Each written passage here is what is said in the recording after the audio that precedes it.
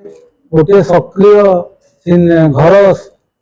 ताला भांगी चोरी करुवा गोटे सिंधी चोर गैंग सक्रिय थिला एवं गंजाम एसपी साहब निर्देश थिला जे से जो चोर गैंग अच्छी घर चोरी करुवा गैंग टाको ठाब करने ए संक्रांत रे आमे तांकर गतिविधि उपरे नजर रखिथिलु एवं आमे गोटे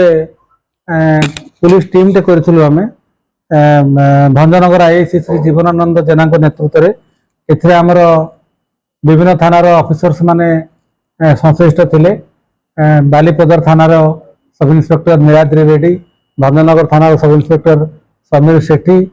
आमर ज्योत्नामयी साहू सब इन्स्पेक्टर भंजनगर थानार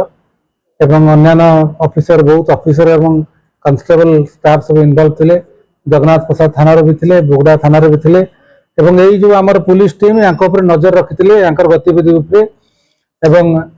सफलता मध्य पाइथिले ए संक्रांत गोटे संपूर्ण सक्रिय थिबा गोटे घर भांगी चोरी करुवा सिंधी चोर गैंग को धराइथिला एवं तांकर से गैंग रो सदस्य माने होउचंती ए पुट्टू राजू जितू नाहक एम मुन्ना ए नागराजू यांको धरला परे यांको पखरु आमे पाखापाखि 66.70 गोल्ड ऑर्नामेंट्स एवं 2 kg 880 ग्राम रो सिल्वर ऑर्नामेंट्स सीजर कराइतिला एवं एमाने ए जो चोरी जिनस गुड़ा आमर किसी केस जमती भंजनगर थानार जगन्नाथ प्रसाद थानार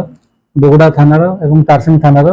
किसी केस रे एगुड़ा हूँ स्टोलेन प्रॉपर्टी बोली